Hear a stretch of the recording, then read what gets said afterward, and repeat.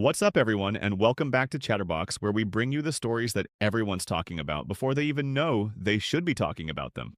Buckle up, because what I'm about to tell you is going to absolutely blow your mind. We've got a scandal that's rocking the tennis world to its very foundation, a meltdown caught on camera that's gone mega viral, and a historic victory that's being overshadowed by controversy. This is the kind of drama you can't make up, folks. Just hours ago, the Women's Tennis Association dropped a bombshell that has left the entire sporting world reeling. We're talking about firings, allegations of bribery, corruption at the highest levels of professional tennis, and one very angry Coco Gauff who might have been right all along.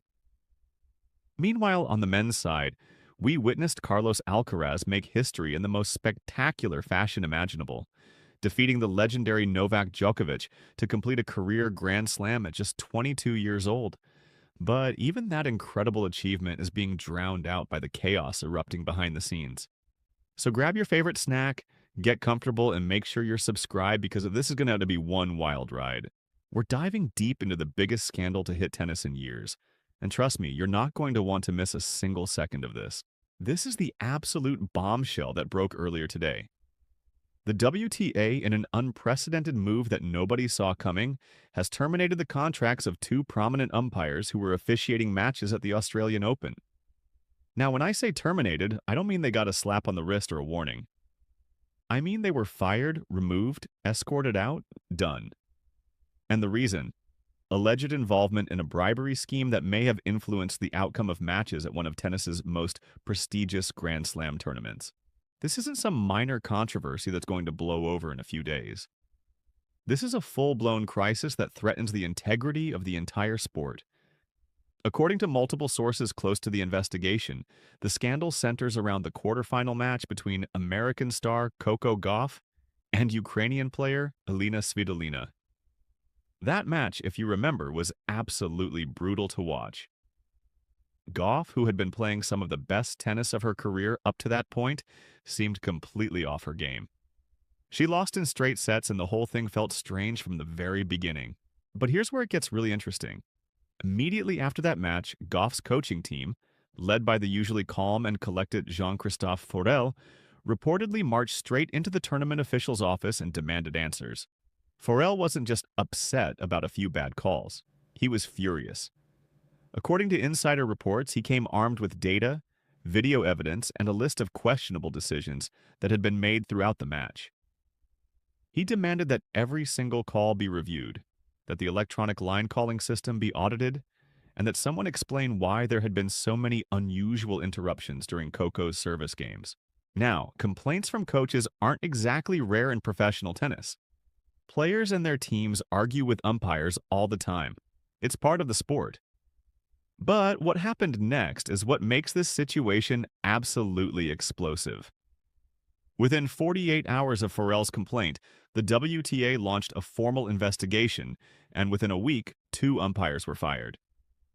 That kind of swift action doesn't happen unless there's some seriously damning evidence. We're talking smoking gun level stuff here. The rumor mill has been working overtime trying to figure out exactly what happened. Some reports suggest that suspicious betting patterns were detected during the match, with unusually large sums of money being placed on very specific outcomes in the second set. Others claim that one of the umpires may have had connections to an international gambling syndicate. The WTA has been tight-lipped about the details, which honestly just makes everyone more suspicious. When organizations refuse to release information, it's usually because the truth is even worse than what people are imagining.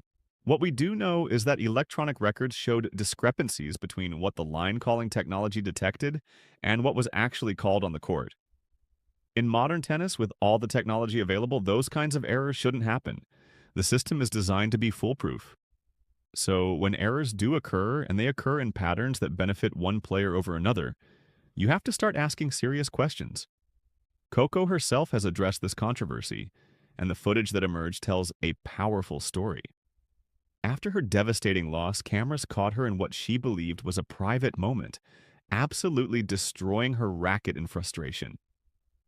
She had specifically sought out that location because she thought there would be no cameras there. She wanted a moment alone to process her emotions before facing the world again. And that moment was stolen from her and turned into content for entertainment purposes.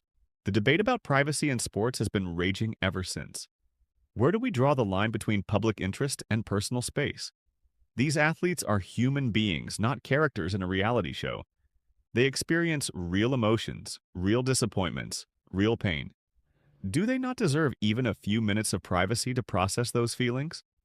Apparently, in the modern media landscape, the answer is no. Every single moment must be captured, broadcast, analyzed, and turned into viral content. But here's the thing that makes this situation even more complex. Now that we know about the bribery scandal, that racket-smashing incident looks completely different. At the time, people saw it as an athlete having a tantrum over a loss. Now, it looks like a young woman who sensed something was wrong, who felt cheated, who knew in her gut that she hadn't been given a fair chance. That wasn't just frustration over missing shots or making errors. That was the physical manifestation of feeling powerless against a corrupted system. Coco Gauff is only 21 years old, but she's already one of the most prominent figures in tennis. She's a Grand Slam champion, a role model for millions of young athletes, and someone who has handled the pressures of professional sports with remarkable maturity.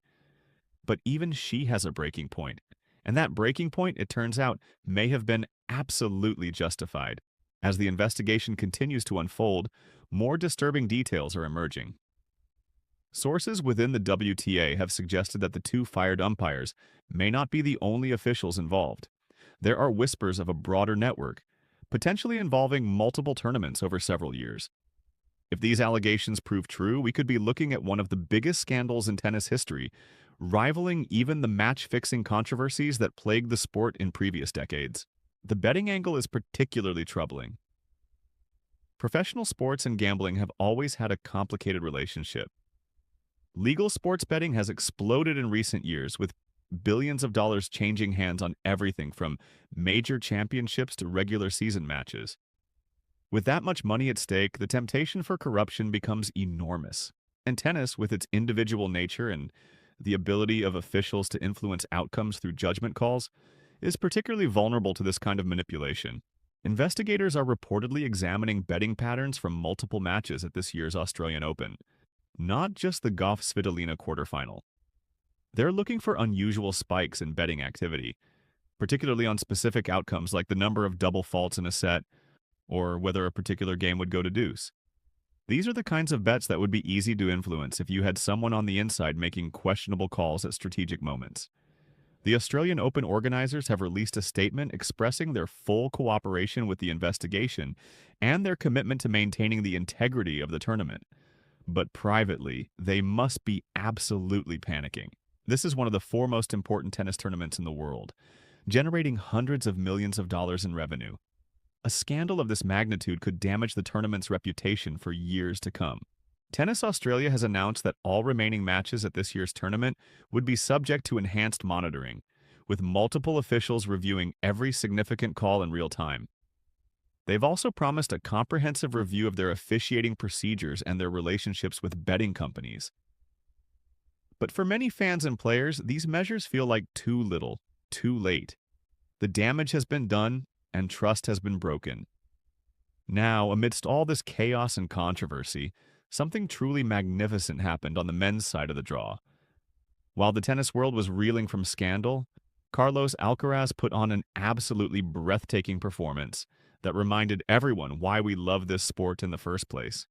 The young Spanish sensation defeated Novak Djokovic in the Australian Open final to capture his 7th Grand Slam title and complete the career Grand Slam at just 22 years old. Let's put this achievement in perspective for a moment. The career Grand Slam means winning all 4 major championships at least once. We're talking about the Australian Open, the French Open, Wimbledon, and the US Open. Only 8 men in the entire history of tennis have accomplished this feat. Rod Laver, Roy Emerson, Andre Agassi, Roger Federer, Rafael Nadal, Novak Djokovic, and now Carlos Alcaraz. That's it.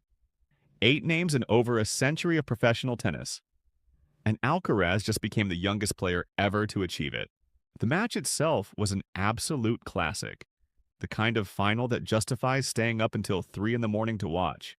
From the very first point, it was clear we were witnessing something special.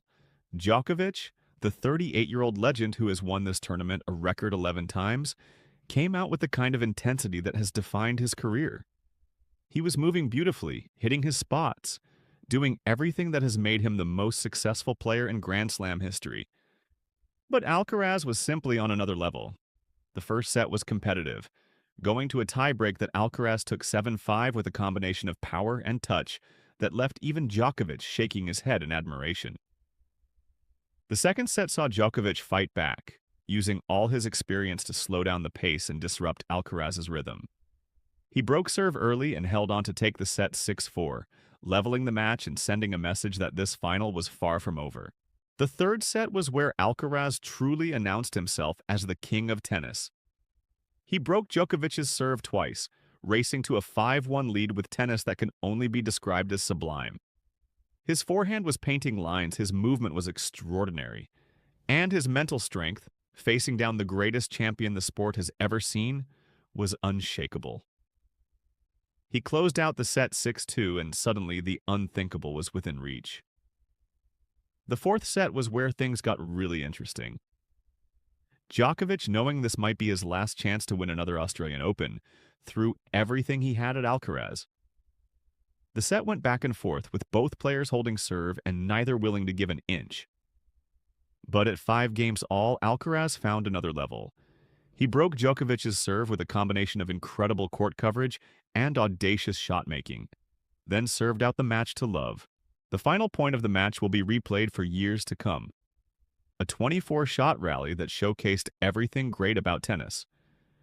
Djokovic, still one of the best movers in the game, was sliding from corner to corner, refusing to miss.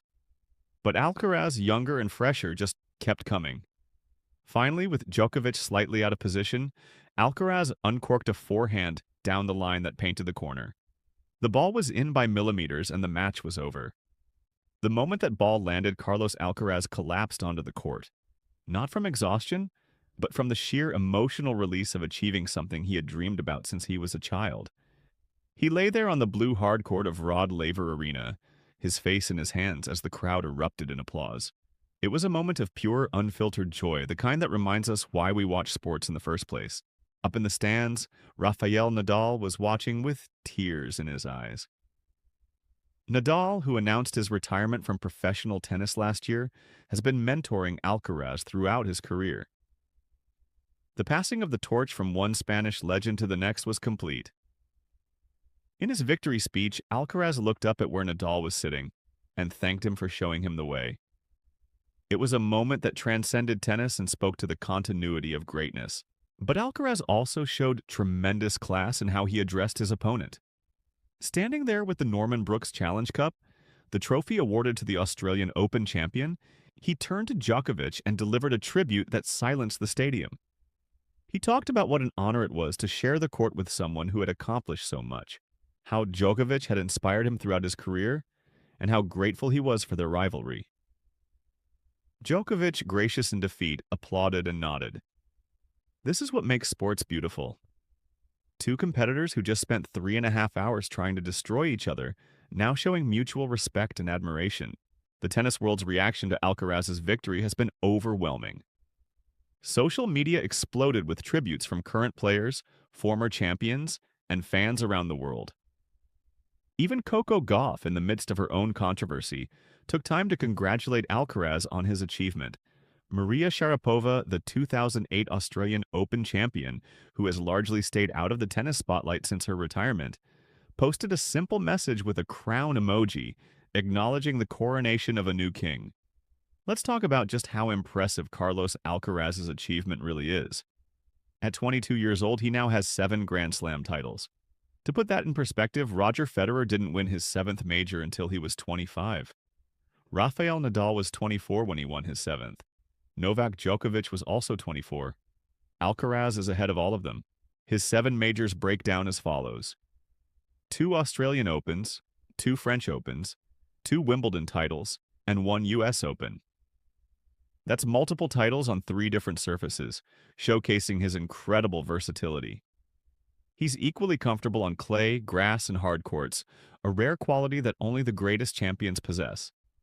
This season alone, he's already won one major, and we're only in late January. The French Open is just a few months away, followed by Wimbledon and then the US Open. Could Alcaraz achieve the calendar Grand Slam, winning all four majors in the same year? It's been done only twice in men's tennis history by Rod Laver in 1962 and 1969. Given how Alcaraz is playing right now, it doesn't seem impossible. His head-to-head record against the other top players is equally impressive. Against Djokovic, he's now won 4 of their last 6 meetings, including 2 Grand Slam finals. Against Jannik Sinner, his biggest rival among the younger generation, he holds a slight edge. Against Daniil Medvedev, he's dominant. There's simply no weakness in his game right now. But beyond the statistics, what makes Alcaraz special is his style of play. He plays with joy, with creativity, with an almost reckless abandon that makes every match exciting to watch. He attempts shots that other players wouldn't even think of trying. He slides on hard courts like they're clay. He comes to the net with confidence. He hits drop shots from impossible positions. He makes tennis fun again. In many ways, Alcaraz represents the perfect synthesis of the big three who dominated tennis for 2 decades. He has Federer's elegance and variety, Nadal's fighting spirit and athleticism, and Djokovic's mental toughness and baseline consistency. But he's not a copy of any of them. He's something entirely new, something uniquely his own.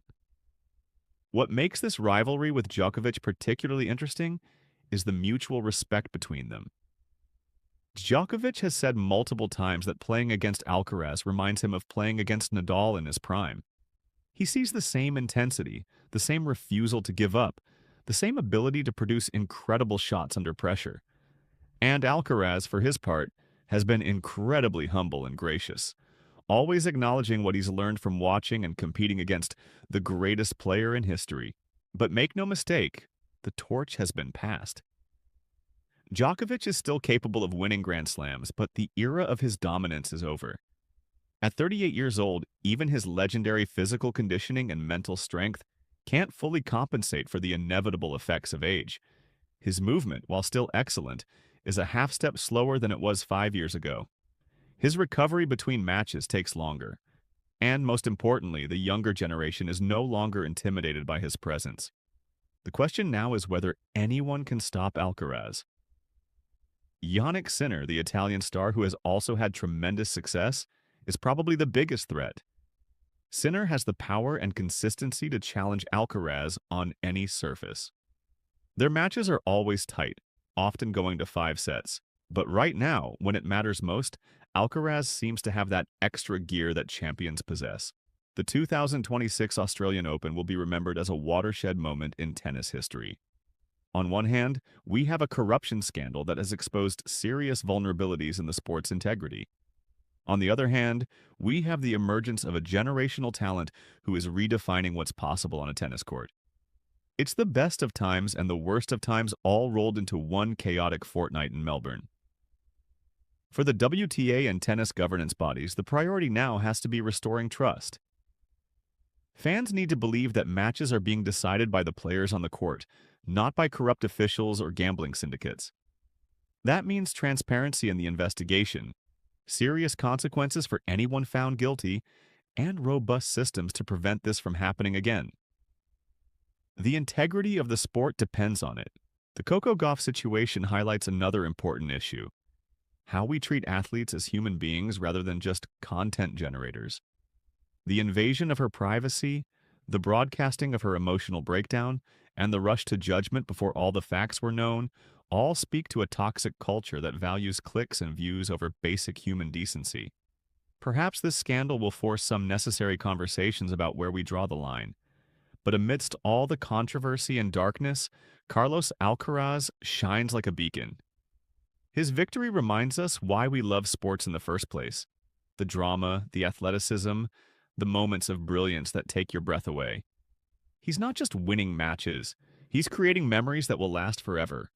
And at just 22 years old, he's only getting started. So where do we go from here? The WTA investigation is ongoing, and we can expect more revelations in the coming weeks. There are rumors that additional officials may be implicated and that matches from previous tournaments are also being reviewed. The betting companies involved are undoubtedly lawyering up, preparing for what could be massive legal battles.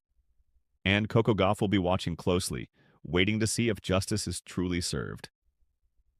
For Alcaraz, the challenge now is maintaining this incredible level of play throughout the season. History tells us that completing the career Grand Slam is often just the beginning. Players who achieve this milestone frequently go on to have their best years afterward, freed from the pressure of trying to check that box. If that pattern holds true for Alcaraz, the rest of the tour should be very, very worried. The French Open, starting in late May, will be particularly interesting. Clay is Alcaraz's best surface, and Roland Garros is where he's won 2 of his 7 majors. After this Australian Open triumph, he'll arrive in Paris as the overwhelming favorite. Can anyone stop him on the dirt? It seems unlikely. And then there's Wimbledon, where Alcaraz has also won twice before. The grass courts of the All England Club suit his aggressive style perfectly. And finally, the US Open, where the whole cycle could complete with another title in New York. The possibility of a calendar Grand Slam is real, and that would cement his legacy as one of the all-time greats, regardless of his age. This Australian Open has given us everything: scandal, triumph, heartbreak, and history.